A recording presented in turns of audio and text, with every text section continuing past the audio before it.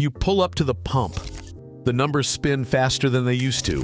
$60, $80, $100, and you drive off feeling a little robbed because you are.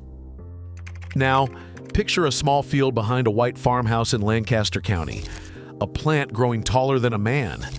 And inside that plant, the exact same fuel that is draining your wallet every single week.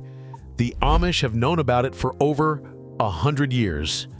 They never needed a gas station. They still do not need one today. The first time I saw it with my own eyes was the summer of 2019 on a back road outside Intercourse, Pennsylvania. An older man named Amish was pouring a clear, slightly yellow liquid into a small gasoline engine that ran a water pump. I asked him where he bought it. He laughed. He said, "I grew it, and I want to show you something today that the Rockefeller family, the Department of Agriculture in 1942, and every major oil company in this country have worked very hard to make you forget." This works whether you live on 40 acres or whether you already own a house on a quarter-acre lot in the suburbs. You do not need to build anything new. You just need to know what they buried. So let me tell you what Amish showed me that afternoon, because it changed the way I looked at every gas pump in America. The plant is called sorghum, specifically sweet sorghum. It looks almost identical to corn from a distance, but it grows taller, it needs less water, and the stalk is packed with sugar. Not the kind of sugar you put in coffee. The kind of sugar that, when you crush the stalk and let the juice ferment, turns into pure ethanol alcohol. The same alcohol that is already mixed into almost every gallon of gasoline you buy at the pump right now, today. Look at the sticker on any gas pump in America. It says contains up to 10% ethanol. Some stations sell E85, which is 85% ethanol. Your car is already running on this stuff. They just charge you $4 a gallon for it. Here is the part that will make your jaw tighten. 1 acre of sweet sorghum, grown properly, produces between 400 and 500 gallons of pure ethanol fuel per year. That is a number confirmed by Auburn University research going back to the 1980s, and Oklahoma State Extension studies have published similar yields. 400 gallons from 1 acre, using equipment that fits inside a small barn. An Amish family in Holmes County, Ohio, that I visited in 2021 runs their grain mill, their wood splitter, their generator, and 2 old pickup trucks on fuel they grew themselves. Their total annual cost for fuel, counting seed and labor, came to about 41 cents per gallon. 41 cents, while the rest of us are paying 9 times that at the pump and complaining about it on the drive home. Now, you are probably asking the obvious question.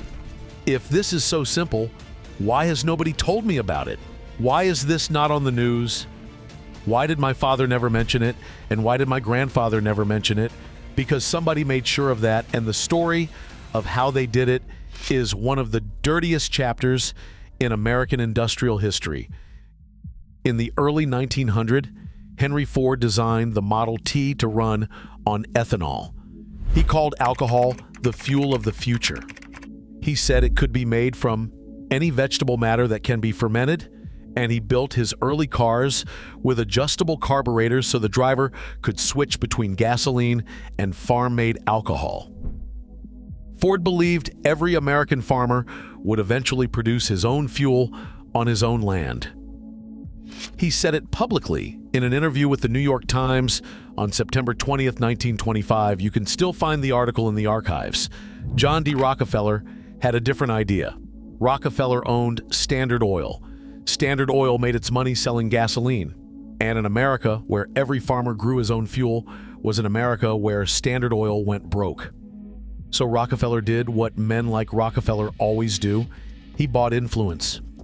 Between 1919 and 1933, the Rockefeller Foundation poured more than $4 million which would be close to $80 million in today's money, into the Women's Christian Temperance Union and the Anti-Saloon League. These were the groups pushing for prohibition. Most Americans still think prohibition was about whiskey and moral reform. It was partly about that, but it was also about alcohol fuel.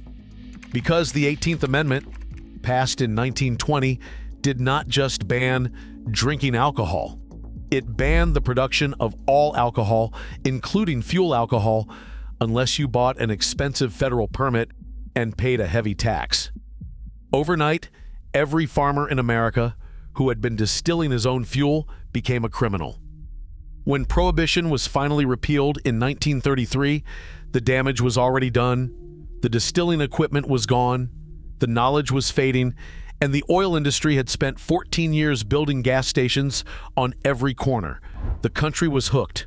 Rockefeller had won. But not everywhere. Not in Lancaster. Not in Holmes County. Not among the Amish and the old Mennonite communities. They never stopped. They kept their copper stills hidden in their barns. They kept growing sorghum in the backfields. And they kept teaching their sons exactly how it was done. While the rest of America forgot, they remembered. And that is why today an Amish farmer can pull a diesel engine out of a 1970 Ford tractor, make one small modification, and run it forever on fuel that costs him less than a gallon of milk. Now, if you already own a house and you are thinking this only applies to people building from scratch or people with 100 acres, stay with me, because this next part is specifically for you. You do not need a farm. You do not need 40 acres. You do not need a barn. What you need is a corner of a backyard, a 5-gallon bucket, and about 2 weekends of patience. Sweet sorghum grows in almost every state in the continental United States. It tolerates poor soil. It tolerates drought. It grows from Texas to Vermont. A single row, 40 feet long, along the edge of a suburban backyard will produce enough stalks to make between 15 and 20 gallons of pure ethanol in a single growing season. That is not enough to run your truck year-round. But it is absolutely enough to run a generator for a week during a power outage, to run a chainsaw through a whole winter of firewood, to run a rototiller, a pressure washer, a small tractor, or the old lawn mower that is sitting in your garage right now. The process is simpler than most people believe. You cut the stalks in late September or early October after the first light frost sweetens them. You crush them with a hand-cranked press, which you can buy for under $300, or build yourself from plans that have been around since the 1800s. You collect the juice, pour it into a food-grade plastic barrel, add bread yeast, and cover it loosely. In 7 to 10 days, it ferments into what is essentially a very weak, very sour wine. Then you run it through a small copper still, which is legal to own in most states for the purpose of producing fuel, provided you file a simple federal form called a TTB F 5110.74. It is free. It takes about 20 minutes. You mail it in, and in most cases, you receive approval within a few weeks. What comes out of that still is roughly 190 proof pure ethanol fuel, the same fuel that is already in your gas tank, the same fuel that the oil companies charge you almost $4 per gallon for, and you made it in your backyard from a plant you grew yourself for pennies. There is one problem most people run into when they try this for the first time, and this is where almost every YouTube tutorial and every homesteading book goes completely silent, because what comes out of a simple backyard still contains water, usually about 5 to 10% water, and water in your fuel is a problem. It causes your engine to run rough. It causes corrosion. It makes old men like me curse at our lawnmowers on a Saturday morning. The industrial solution is something called molecular sieves, which are expensive, which are complicated, and which most people cannot get a hold of without a commercial account. The Amish solution is something else entirely, and this is the part I promised you at the beginning. This is the piece of knowledge that was buried so deep that even most off-grid homesteading books never mention it. I found it by accident. I was helping an older Amish man named Eli in his 70s clean out a barn loft outside Mount Hope, Ohio in the fall of 2022. Up in the rafters, wrapped in an oiled cloth, was a small booklet, hand-stitched. The cover read, "Practical Distillation for the Farm," printed in 1894 by a small press in Lancaster County. Inside, in careful handwritten notes in the margins, was a technique I had never seen in any modern book, any university extension paper, or any online forum. The technique is called lime drying, and it is almost criminally simple. After you run your fermented sorghum juice through the still one time, you take the resulting ethanol, which still contains water, and you pour it into a sealed glass jar. Into that jar, you add ordinary agricultural lime. Not the kind you put on your lawn, calcium oxide, which you can buy at any feed store or farm supply for about $8 a bag. About 1 tablespoon of lime per gallon of wet ethanol. You seal the jar, you shake it, you let it sit for 48 hours in a cool, dark place. What happens inside that jar is basic chemistry that has been known for over 200 years, but has been quietly left out of every modern fuel guide. The calcium oxide binds to the water molecules. It pulls them out of the ethanol and turns them into calcium hydroxide, which is a harmless powder that settles on the bottom of the jar. What floats on top is nearly pure dry ethanol, 200 proof, ready to run any gasoline engine on Earth with almost no modification. You pour the clear liquid off carefully into a clean container, you throw the powder in your garden where it actually improves the soil, and you are done. That is the secret. That is the thing the oil companies, the agricultural extension services, and even most homesteading experts never tell you. Because the moment you know how to dry your own ethanol with a bag of farm lime, you no longer need them for anything. The 1894 booklet is real. It is now in a private collection near Berlin, Ohio. The name of the original author is faded on the title page, but the technique works. I have done it myself. I ran my generator for 3 days last winter during an ice storm in February on fuel I made from sorghum I grew in a strip along my back fence. 40 feet of plants, 1 afternoon of crushing, a weekend of fermenting, 2 hours at the still, 48 hours in a jar with a spoonful of lime. And my house stayed warm while half the neighborhood sat in the dark waiting for the power company to fix what it should have prevented. Think about what that means.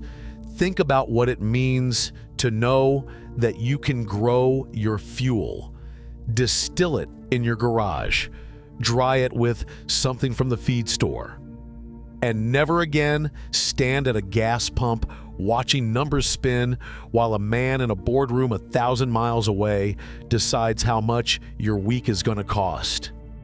That knowledge was yours. It belonged to your great-grandfather. It belonged to every farmer in this country before 1920. It was taken from you on purpose by men who profited from your forgetting. The Amish never forgot. And now, you do not have to either. If you are the kind of person who believes that real knowledge has been quietly pushed aside to protect someone else's profit, you already know what to do next. You already feel it. Something was stolen, and today, a little piece of it came back. Now, I want to hear from you. In the comments below, tell me this. Have you ever heard of the lime drying method before today? Yes or no? One word is enough. I read every single comment on this channel, and I want to know how deep this knowledge was buried in your part of the country. Do not scroll past. Leave the comment. It matters. And if you want more of what the Amish have been quietly preserving while the rest of us were being sold convenience, subscribe and join the people who are taking this knowledge back one piece at a time. The next video I am working on is about a heating method used in Lancaster farmhouses that keeps a two-story home at 68 degrees all winter without electricity, without propane, and without a single cord of firewood. There is a specific stone used in the foundation that makes it possible. You have probably driven past it 1,000 times and never knew what it was. I will see you there.